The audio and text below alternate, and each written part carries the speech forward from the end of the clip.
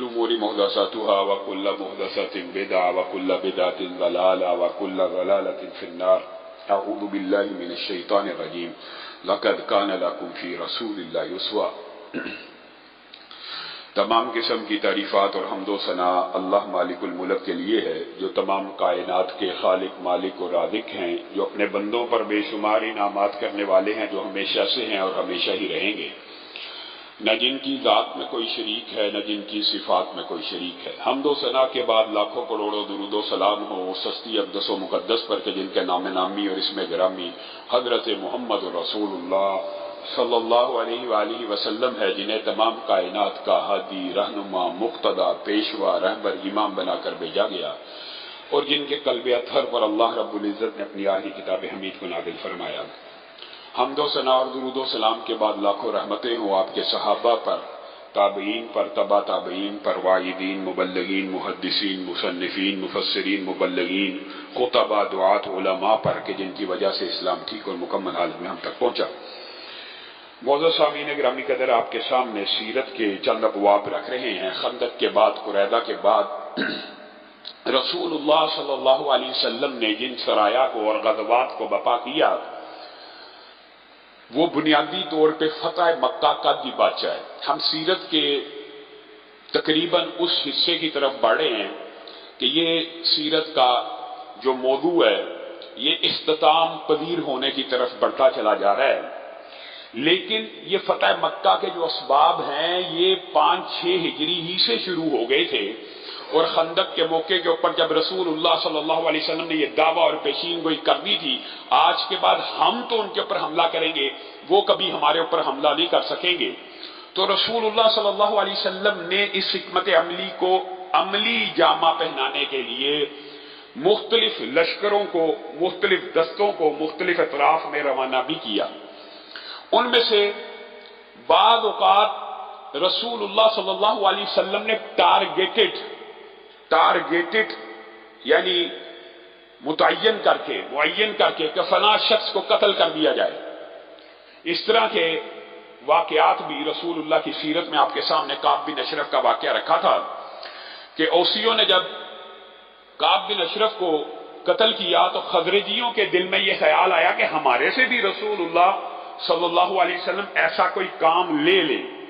تو اب خندق کے بعد یہ موقع بن چکا تھا کہ ابو رافع یہودی نے جس طرح مسلمانوں کے خلاف سازشیں کی اور کفار مکہ کو اکٹھا کیا اور رسول اللہ کے خلاف اکٹھا کیا اور رسول اللہ صلی اللہ علیہ وسلم کے اوپر سب و شتم کیا، طعن و تشنیع کیا، تو خزرجیوں نے آگے بڑھ کر رسول اللہ کو کہا کہ آپ نے اوسیوں کو یہ شرف بخشا تھا کہ کعب بن اشرف کو قتل کریں ٹارگیٹڈ، ہم آپ سے یہ درخواست کرتے ہیں کہ ہمیں بھی یہ شرف بخشا جائے، خزرجیوں کو بھی یہ شرف بخشا جائے کہ ہم ابو رافع یہودی کو قتل کرنا چاہتے ہیں۔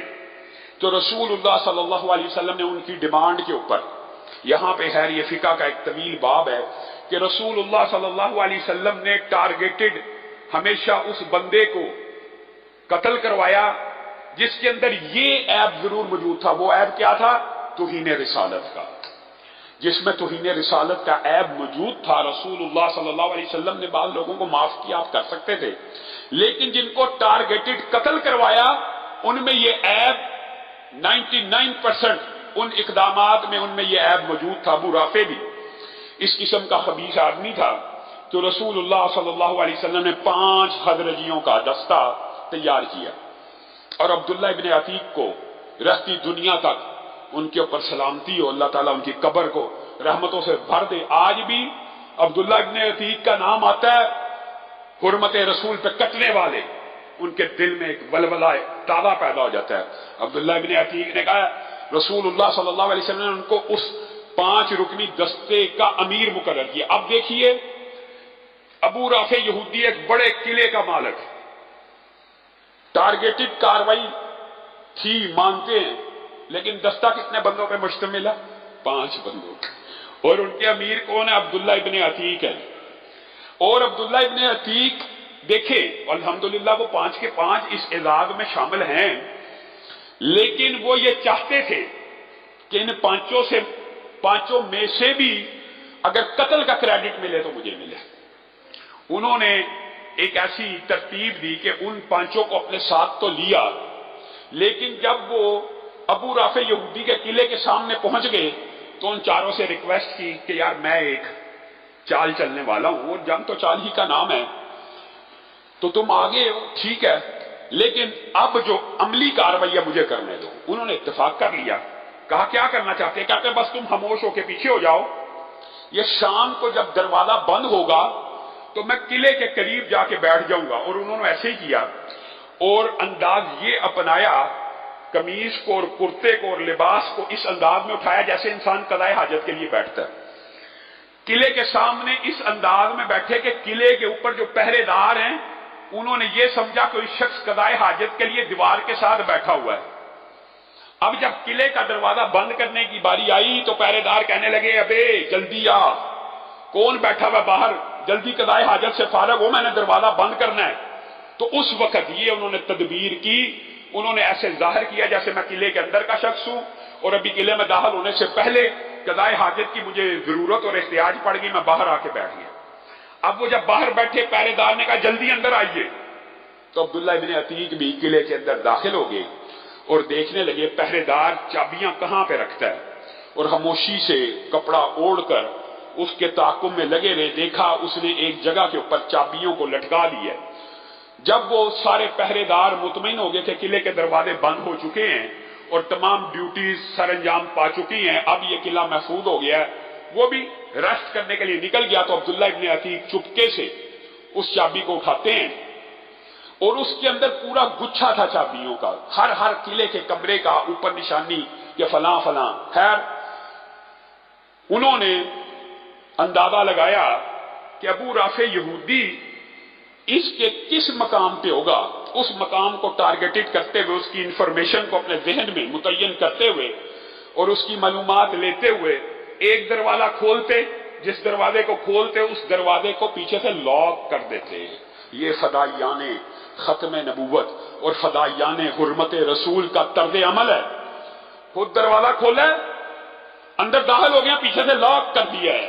اس کو کہتے ہیں کشتیاں جلا دینا، اس کو کہتے ہیں ٹھیک ہے اگر اب میری جان بھی چلی جائے، مجھے کھولنے میں، واپسی پہ بھاگنے میں دقت آئے تو آئے، اب میں اس کا کام تمام کر کے جاؤں گا۔ ایک ایک دروازہ کھولتے جاتے اور اس کو لاک کرتے جاتے، کھولتے جاتے اور لاک کرتے جاتے، یہاں تک کہ ابو رافع یہودی کے کمرے تک پہنچ گئے۔ اندھیرا شدید تھا، رات ہو چکی تھی۔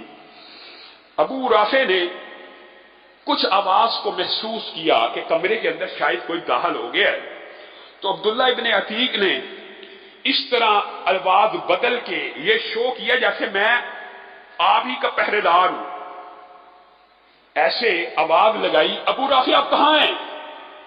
ابو رافع نے کہا میں یہاں ہوں۔ وہ سمجھا میری حفاظت پہ متعین یہ شخص ہے، تو جس طرف سے آواز آئی ادھر تلوار چلا، لیکن تلوار پوری نشانے پہ نہ لگی اور وہ زخمی ہو کے بچ گیا۔ پھر کچھ دیر بعد آواز لگائی، کہاں ہے ابو رافع، میں آپ کو بچاؤں؟ اب ابو رافع نے کہا میں یہاں ہوں، فوری ادھر آؤ۔ اب جب آواز پختہ ہوئی، اس کی گردن کو اس کے تن سے اندھیرے میں جدا کر دیا۔ اب شور مچ گیا، بیوی نے آواز لگائی ابو رافع کو قتل کر دیا گیا ہے۔ پورے قلعے کے اوپر شور ہوگا۔ عبداللہ ابن عتیق ایک ایک لاک جو اپنے لیے کر کے گئے تھے کہ کام سر انجام دوں گا چاہے جان کیوں نہ چلی جائے، اللہ نے مدد کی، کھولتے جاتے ہیں، لیکن جب آخری دروازہ کھولا تیزی سے بھاگے تو اندھیرے کی وجہ سے سیڑھیوں سے نیچے گر گئے، پنڈلی ٹوٹ گئی اور سارے لشکری اور سارے پہرے دار ابو رافع کی طرف بڑھے تھے اور یہ قلعے سے باہر ٹوٹی ہوئی پنڈلی کے ساتھ کپڑا لپیٹ کے اپنے ساتھیوں میں پہنچے۔ ساتھیوں نے اٹھا کر تیزی سے مدینہ کی طرف سفر کرنا شروع کیا۔ رسول اللہ صلی اللہ علیہ وسلم ان چہروں کو دیکھ کے کہتے ہیں قد افلحت الوجوہ، کامیاب ہو گئے وہ چہرے جنہوں نے حرمت رسول کی پاسداری کی۔ اور کہا عبداللہ ابن عتیق اپنی ٹانگ کو میرے سامنے کرو، یہ رسول اللہ کے معجزات کے بعد میں آپ کے سامنے رکھا تھا۔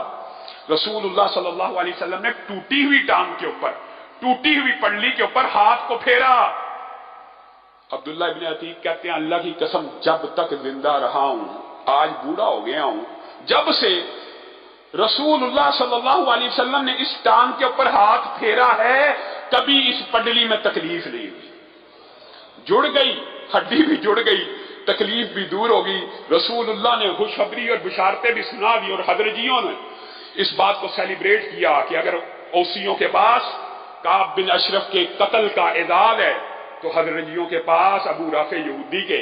ہم نے رسول اللہ کے کلیجے کو ٹھنڈا کیا، اور رسول اللہ نے ہمارے بارے میں یہ کہا تھا قد افلحت الوجوہ، چہرے کامیاب ہو گئے۔ یہ صحابہ کی رسول اللہ صلی اللہ علیہ وسلم سے محبت تھی، اور یہ محبت کا ایک نظارہ نہیں ہے، صحابہ تو رسول اللہ سے جیسی محبت کیا کرتے تھے۔ آگے آنے والے واقعات میں آپ سن کے حیران رہ جائیں گے، اللہ کی قسم یہ کیسے بندے تھے، یہ کیسے جانثار تھے، یہ کیسے شمع رسالت کے پروانے تھے کہ اپنے لیڈر کے وضو کا پانی زمین پہ نیچے گرنے دیتے، زمین پہ نیچے گر، حتیٰ کہ رسول اللہ صلی اللہ علیہ وسلم بے اختیاری سے کبھی تھوک پھینکتے تھے تو کوئی نہ کوئی صحابی آگے بڑھ کر ہاتھ سامنے کر دیتا کہ رسول اللہ کا لعاب بھی گرے تو میرے ہاتھ پہ گرے، اور وہ اپنے چہرے کے اوپر، اپنے جسموں کے اوپر مل لیا کرتے تھے۔ یہ رسول اللہ صلی اللہ علیہ وسلم کے صحابہ تھے۔ اور محمد بن مسلمہ، رسول اللہ صلی اللہ علیہ وسلم نے ان کی بھی ذمہ داری لگائی کہ جاؤ بنو بکر کے پاس، اس کو واقعہ کرتا بھی کہتے ہیں، اور مختلف یہ جو علاقوں کے نام ہوتے ہیں ان کے تلفظ اور پروننسیشن میں وقت کے ساتھ ساتھ تبدیلیاں بھی آتی رہتی ہیں۔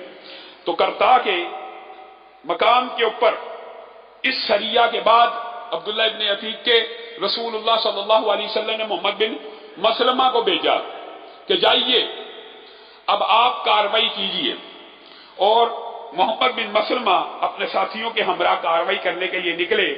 تو یہ وہ واقعہ کرتا ہے جس کے اندر آپ نے سارے کا سارا ایک معروف واقعہ سنا ہوگا، انشاءاللہ اس واقعے کی طرف بھی بڑھتے ہیں، کہ محمد بن مسلمہ نے جب ساری کاروائی سر انجام دے دی جیسے رسول اللہ صلی اللہ علیہ وسلم چاہتے تھے، تو واپسی کے اوپر اس مارکے سے واپسی کے اوپر ان کو ایک شخص سمامہ بن اسال ملا، اور ان کو نہیں تھا پتا کہ یہ یمامہ کا حاکم ہے اور یمامہ کا گورنر ہے اور یمامہ کا حکمران ہے۔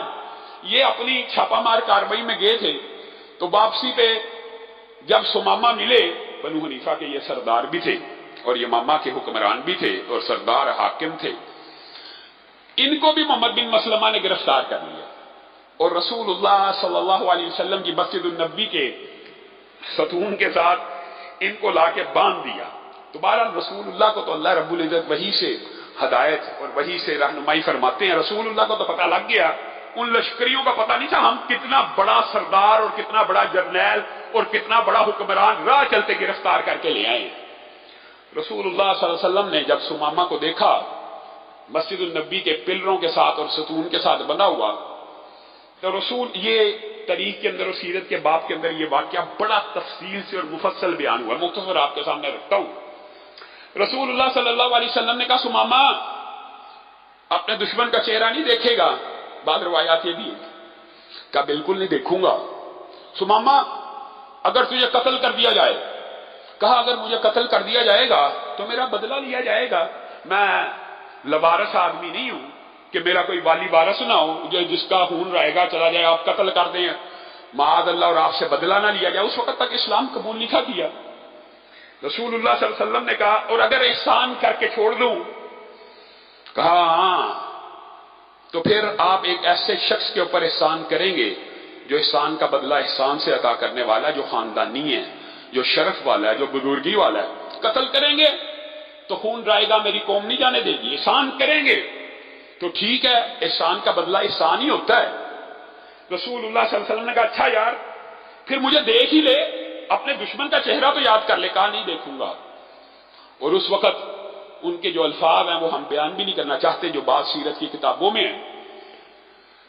دوسرے دن بھی یہی واقعہ ہوا، رسول اللہ آئے، سمامہ ہاں اب کیا ذہن ہے، وہی الفاظ وہی جواب۔ تیسرے دن آئے، سمامہ اگر تجھے قتل کر دیا جائے، کہا بدلہ لیا جائے گا، اگر احسان کر کے چھوڑ دیا جائے، آپ ایک ایسے شخص پہ احسان کریں گے جو احسان مند ہے، جو خاندانی ہے، جو شرف و بزرگی والا ہے۔ تو رسول اللہ صلی اللہ علیہ وسلم تیسرے دن اچانک کہتے ہیں جا سمامہ، پھر اگر تو احسان کا بدلہ احسان سے ادا کرنے والا ہے، تو میں محمد صلی اللہ علیہ وسلم تیرے پہ غالب آ جانے کے بعد، تیرے پہ قبضہ کر لینے کے بعد، تیرے کافر و حربی ہونے کے باوجود تجھے آزاد کرتا ہوں۔ اب یہاں پہ ثمامہ خود اپنی بات بیان کرتے ہیں، کہا رسول اللہ 3 دن مجھے کہتے رہے کہ میرا چہرہ دیکھ لے، اپنے دشمن کو جان پہچان لے۔ میں نے ان کی طرف نظر اٹھا کے نہیں دیکھا، لیکن جس وقت انہوں نے احسان کرتے ہوئے مجھے چھوڑ دیا تو دل میں یہ خیال آیا کہ رسول اللہ کے چہرے کو دیکھنے میں حرج کیا ہے، اس میں ایسی کوئی بات نہیں ہے کہ اب تو وہ میرے محسن بھی ہیں، پہلے تو دشمن تھے تو نفرت تھی تو ان کا چہرہ نہیں تھا دیکھتا، آج تو میرے محسن ہے، جان خلاصی کی ہے، دیکھ لوں گا۔ اور یہ ان اشخاص میں سے ہیں کہ اللہ کی قسم بے شک احسان کرنا بھی ان کے اوپر ایمان کا سبب بن گیا، لیکن ان کا تذکرہ قیامت تک ان لوگوں میں شامل ہوتا رہے گا جنہوں نے صرف رسول اللہ کا دیدار کر کے رسول اللہ کی حقانیت کو اور سچائی کو مان لیا اور قبول کر لیا۔ رسول اللہ کے چہرے کی طرف دیکھا، ثمامہ کہتے ہیں بس چہرے کے دیکھنا تھا، دل و نگاہ بدل گئی، یکدم عجیب تبدیلی واقعہ ہوئی۔ میں نے کائنات میں اس سے زیادہ خوبصورت چہرہ نہیں تھا دیکھا، اور میرے دل میں یہ بات آ گئی کہ یہ حسین چہرہ، یہ منور چہرہ، یہ روشن چہرہ کسی جھوٹے کا نہیں ہو سکتا۔ کہا اب تھا تو سردار ہوں، انا بھی ہوتی ہے حاکم ہوں، اپنے علاقے کا گورنر ہوں، دل میں عجیب قسم کی کفیات چل رہی ہیں، پوری تیزی سے مدینہ کی سرحدوں کی طرف دوڑنے لگا کہ رسول اللہ نے آزاد کر دیا، جلدی اپنے قبیلے میں پہنچوں، کسی طرح اس احسان کا بدلہ چکا دوں کہ عزت دار لوگ، خاندانی لوگ احسان کا بوجھ بھی نہیں اٹھا سکتے۔ تیزی سے مدینہ کی سرحدوں کی طرف بھاگنے لگا، تیزی سے، اور خود کہتے ہیں جتنی تیزی سے مدینہ کی سرحدوں کی طرف بھاگ رہا تھا، دل اتنی تیزی سے مسجد النبی کی طرف دوڑ رہا تھا۔ جس تیزی سے مدینہ کی سرحدوں کی طرف بھاگا، دگنی تیزی سے مسجد النبی کے اندر داخل ہوا اور کہا اشہد ان لا الہ الا اللہ واشہد انک محمد رسول اللہ۔ آپ کے ہاتھ کے اوپر بیعت کی، رسول اللہ کا کلمہ پڑھا، رسول اللہ کا چہرہ خوشی سے ٹمٹمانے لگا۔ میں نے رسول اللہ کو کہا اللہ کے رسول، عمرے کی نیت سے ارادہ کر کے نکلا تھا، اب میرے لیے کیا حکم ہے؟ یہ ہیں صحابہ، اب جب اسلام قبول کر لیا تو یہ نہیں کہا عمرے کے لیے نکلا تھا اب میں عمرہ کرنے کے لیے جا رہا ہوں، اے اللہ کے رسول عمرے کے لیے نکلا تھا حالت کفر میں، اب آپ بتائیں عمرہ کرنا ہے یا نہیں کرنا؟ رسول اللہ نے کہا جو نیت کی تھی اس کو پورا کر۔ اور ثمامہ جس وقت مکہ میں احرام پہنتے ہوئے لبیک کی تلبیہ کو بلند کرتے ہوئے داخل ہوئے، کفار کے کلیجے کانپنا شروع ہو گئے، یمامہ کا گورنر ثمامہ مسلمان ہو گیا۔ انہوں نے ان کی عصبیت کو جگانے کے لیے اس وقت الزام لگائے، بے دین ہو گیا، بد دین ہو گیا، کہا بلکہ مسلمان ہو کے آیا ہوں، تمیز سے، حد ادب، آج کے بعد بک بک نہ کرنا، اکیلا ثمامہ، آج کے بعد بک بک نہ کرنا، آج کے بعد مجھے تمہاری زبان سے یہ بے دین بد دین اس طرح کے الفاظ نظر آئے تو یہ یمامہ کا گورنر ثمامہ کہہ رہا ہے تمہیں یمامہ سے ایک دانہ بھی گندم کا نہیں آئے گا۔ اور مکہ کے لوگوں کو اپنی پڑ گئی کہ ہم نے کس کو چھیڑ دیا ہے کہ ہم تو بھوکے مر جائیں گے، یہ تو ساری کی ساری گندم آتی یہاں سے ہے۔ اور رسول اللہ صلی اللہ علیہ وسلم کو لیٹر لکھ دیا، اے اللہ کے رسول عمرہ کر لیا، اللہ کا شکر ہے اللہ نے اسلام کی ہدایت دے دی ہے، مکہ والوں کو کیا آئے ہوں کہ اب ایک خوشہ گندم بھی اس وقت تک مکہ میں داخل نہیں ہوگا جب تک رسول اللہ صلی اللہ علیہ وسلم اجازت نہیں دیں گے۔ رسول اللہ صلی اللہ علیہ وسلم کے پاس پورا مکہ وفد بنا کے آ رہے ہیں، اللہ کے رسول آپ اپنے رشتہ داروں کو بھوکا مار دیں گے، آپ اپنے ہی کنبے اور قبیلے والوں کو، وہ جو رسول اللہ کو اپنے مکہ سے نکال چکے، رسول اللہ کو کے ساتھ کیا نہیں کیا قریشیوں نے، کیا نہیں کیا، وہی آج بھیک مانگنے کے لیے، ترلے کرنے کے لیے اکیلے ثمامہ کی حکمت ہے۔ رسول اللہ نے پھر لکھ دیا کہ ٹھیک ہے ہماری تمہاری مخالفت ہے، لیکن میں تمہارے بیوی بچوں کے اوپر، عورتوں اور بچوں کے اوپر ترس کھاتے ہوئے تمہاری گندم کو، تمہارے خوراک کو بند نہیں کروں گا۔ اور سمامہ کو لیٹر لکھ دیا کہ تو نے مجھے خوش کر دیا، بس اب ان کا غلہ اور گندم جاری کر دے۔ تو سمامہ نے اس وقت ان کا غلہ اور گندم کو جاری کیا۔ یہ معروف واقعہ سیرت کی کتابوں کے اندر اس باب میں بھی آتا ہے کہ جہاں پہ رسول اللہ صلی اللہ علیہ وسلم کو صرف دیکھنے کی وجہ سے جن لوگوں نے ایمان کو اور اسلام کو قبول کیا، ان میں یہ صحابی رسول بھی شامل ہیں۔ آگے بڑھیے، رسول اللہ صلی اللہ علیہ وسلم نے عبد الرحمن ابن عوف کو دومت الجندل کے علاقے میں بھیجا، اور آپ کو شاید پہلے علم ہو، یہ وہ سنت رسول صلی اللہ علیہ وسلم ہے کہ جس کو آج بھی مدارس میں، دینی اداروں میں اپنایا جاتا ہے۔ کیا؟ عبد الرحمن ابن عوف کو سامنے بٹھایا رسول اللہ صلی اللہ علیہ وسلم نے، کہا میرے سامنے بیٹھ جائیے۔ جب وہ سامنے بیٹھے تو رسول اللہ صلی اللہ علیہ وسلم نے اپنے دست مبارک سے ایک امامہ پکڑا اور عبد الرحمن ابن عوف کے سر کے اوپر امامہ پہنا دیا۔ یہ وہ سنت ہے جسے آج بھی استاد اپنے شاگرد کو سند بخاری کے موقع کے اوپر یا کبھی بھی اس کو کہتے ہیں پگڑی باندھنا، امامہ باندھنا، دستار بندی کی جو آپ اشتہار پڑھتے ہیں، یہ وہ رسول اللہ صلی اللہ علیہ وسلم کی سنت ہے جسے سب سے پہلے رسول اللہ نے عبد الرحمن ابن عوف کے سر کے اوپر ایسے امامہ باندھا اور کہا بسم اللہ وفی سبیل اللہ فقاتل من کفر باللہ لا تغل ولا تغدر ولا تقتل ولیدا۔ عبد الرحمن ابن عوف، اللہ کے نام کے ساتھ جہاد کیجیے، اللہ کے نام کے ساتھ، اور قتال کیجیے جن جن لوگوں نے اللہ کا کفر کیا۔ ہاں، غداری مت کرنا، بدعہدی مت کرنا، اور کسی بچے کو قتل نہیں کرنا۔ یہ رسول اللہ صلی اللہ علیہ وسلم کا طرز عمل تھا، جو بالغ ہیں، عورتیں ہیں، بچے، ان کو قتل نہیں کرنا۔ اور ساتھ میں ابارہ جہاد فی سبیل اللہ پہ عبد الرحمن ابن عوف کو، لیکن ساتھ میں یہ اس کو کہتے ہیں دلائل نبوت، ساتھ میں ایک پیشین گوئی بھی کر دی اور ایک بات کو بتا بھی دیا کہ عبد الرحمن، جس علاقے میں دومت الجندل، آپ خود اندازہ کیجیے، جس علاقے میں جا رہے ہو وہاں پہ اسلام کی تبلیغ بھی کرنا، جہاد تو کرنا ہی ہے، جہاد کی پگ باندھی ہے، جہاد کی دستار بندی ہوئی ہے، لیکن اس کے امیر کو، جو اس کا سردار ہے نا، اس کو اسلام کی دعوت دینا۔ یہاں سے یہ بات ثابت ہوتی ہے کہ رسول اللہ صلی اللہ علیہ وسلم کی حکمت عملی اور اسٹریٹجی میں یہ بات شامل تھی کہ سرداران کو بھی دعوت دی جائے۔ اس کا یہ فائدہ ہوتا ہے، پہلے بھی آپ کے سامنے رکھا تھا سیرت کے ابواب میں، کہ سردار اگر اسلام قبول کرے تو اکثر قوم اسلام کو قبول کر لیتی ہے، اس کا فائدہ ہوتا ہے۔ عبد الرحمن ابن عوف کو بھی یہی نصیحت کی کہ ان کے سردار کو اسلام کی دعوت دینا، جو عیسائی ہے، اور اگر وہ اسلام کی دعوت کو قبول کرے، ساتھ میں ایک اور نصیحت کی، تو پھر اس کی بیٹی سے بیاہ بھی کر لینا، اس کو بھی عزت عطا کرنا۔ یہ رسول اللہ صلی اللہ علیہ وسلم کی اسٹریٹجیز اور حکمت عملیوں میں یہ بات بھی شامل تھی۔ تو عبد الرحمن ابن عوف لشکر کے ساتھ گئے اور وہاں پہ اس سردار کو جب اسلام کی دعوت دی، 2-3 دن کے اندر اس نے اسلام کو قبول کر لیا۔ پھر آپ نے اس کو بتایا کہ ہاں، رسول اللہ صلی اللہ علیہ وسلم نے مجھے کہا تھا اگر وہ اسلام قبول کر لے، گویا رسول اللہ کو وحی کے ذریعے پہلے سے یہ خبر مل گئی تھی، لیکن رسول اللہ پوری بات کئی مرتبہ افشا نہیں سے کرتے کہ یہ نہ ہو کہ جہاد کا جذبہ مان پڑ جائے۔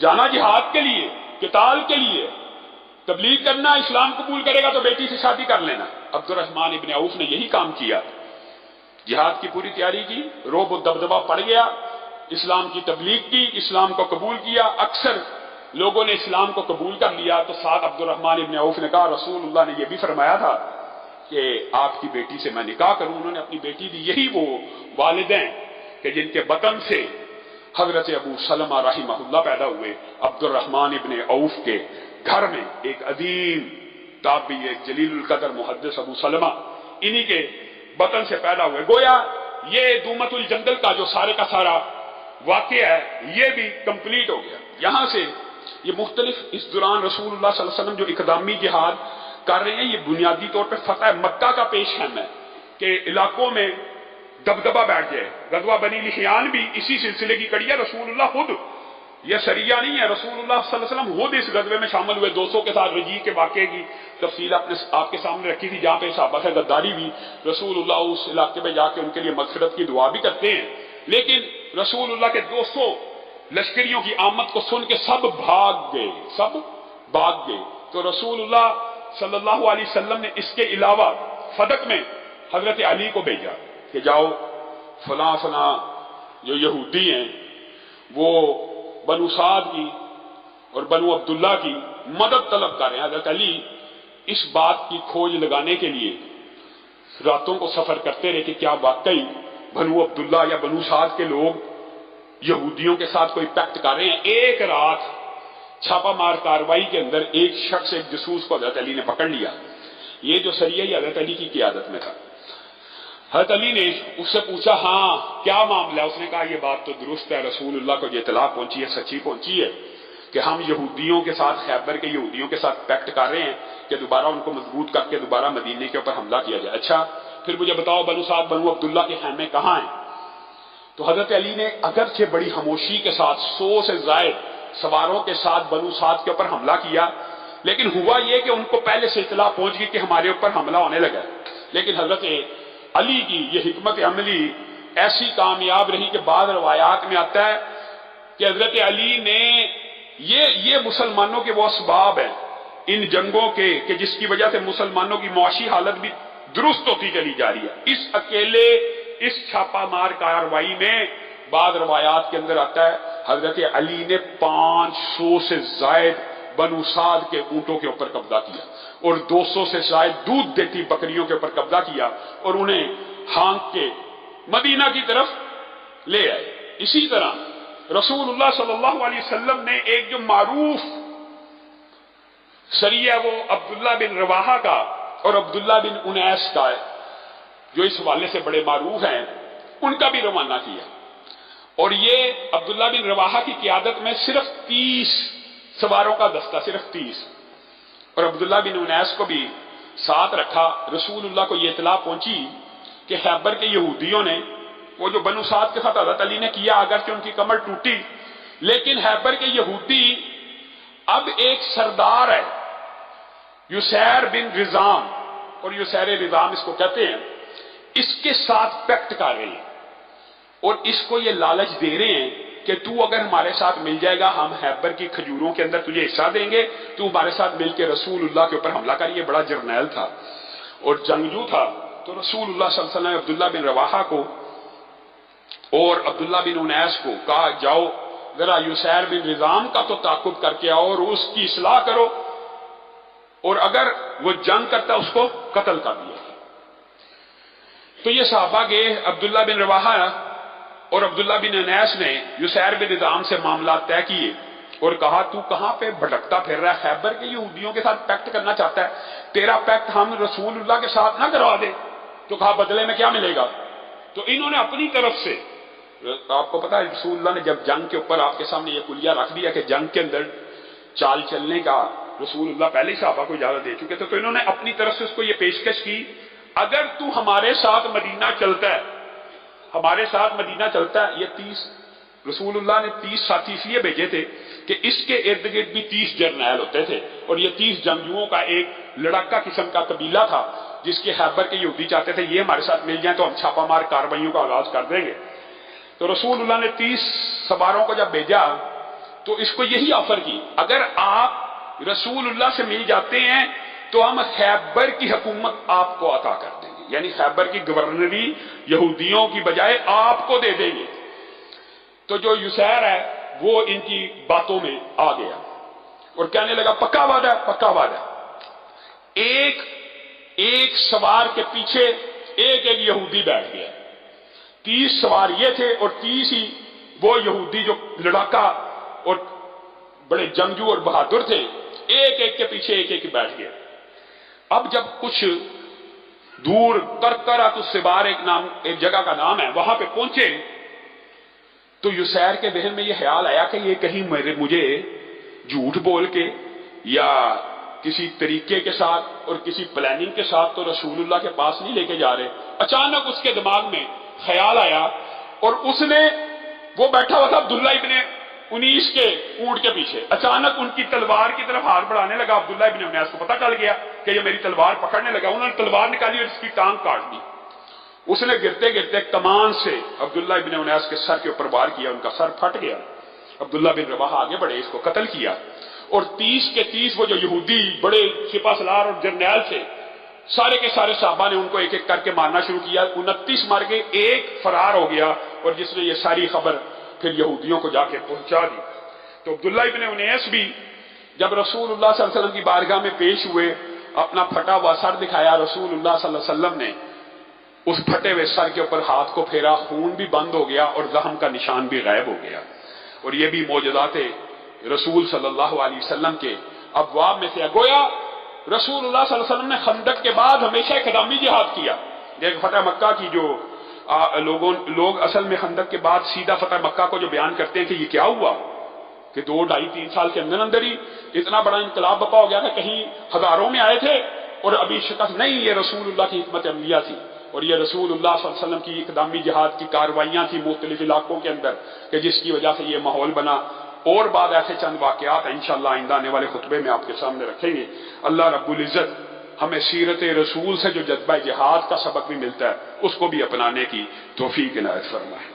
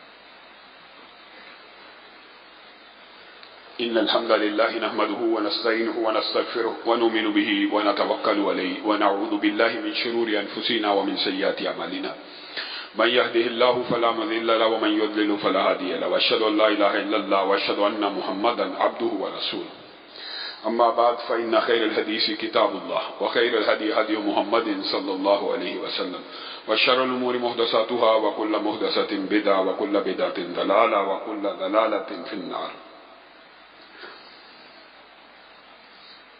دار و رسن کی گود کے پالے ہوئے ہیں ہم، سانچے میں مشکلات کی ڈھالے ہوئے ہیں ہم، وہ دولت جنوں کے زمانے سے اٹھ گئی، اس دولت جنوں کو سنبھالے ہوئے ہیں ہم۔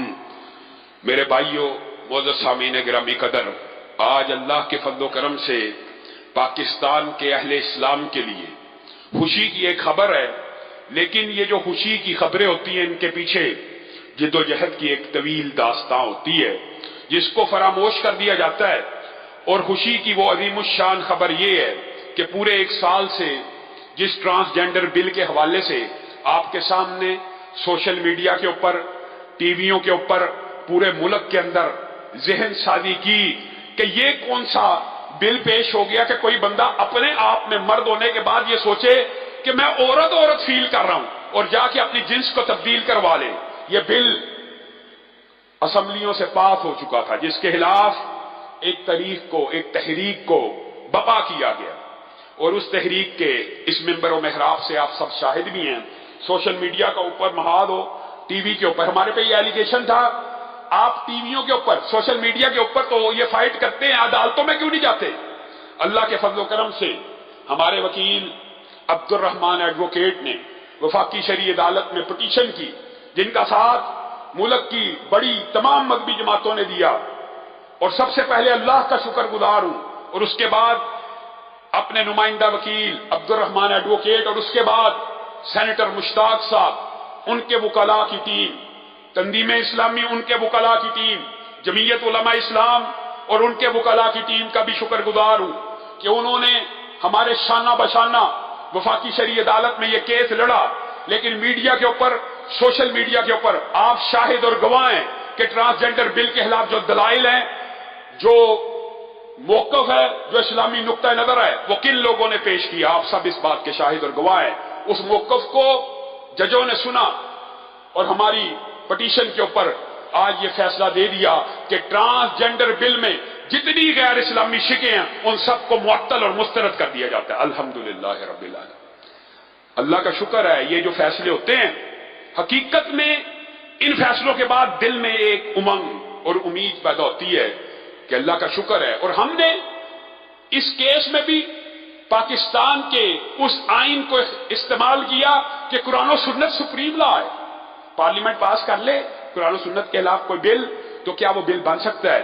تو اللہ کے فضل و کرم سے ہمارے دلائل کو جب ایسا کوئی فیصلہ آتا ہے تو دل میں یہ ایک امید پیدا ہوتی ہے کہ اللہ کا شکر ہے کہ ابھی بھی کچھ ایسے جج اور پاکستان میں آئین اور قانون اس حد تک موجود ہے کہ جو قرآن و سنت کو سپریم لا مانتے ہوئے غیر اسلامی شکوں کو معطل اور مسترد کر دیتے ہیں۔ اور میرے بھائیوں، لیکن ایک بات یاد رکھو، اس ساری جدوجہد میں ایک بات بڑی اہم ہے، وہ کیا ہے؟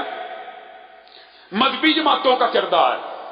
اور میرے بھائیوں، اللہ کی قسم، مذہبی جماعت کا کام اور دینی جماعت کا کام دفاع اسلام اور دفاع شعائر اللہ ہی ہوتا ہے، اور اپنی قوم، اپنے مسلک اسلام پسندوں مسلمانوں کے حقوق کا دفاع کرنا ہوتا ہے۔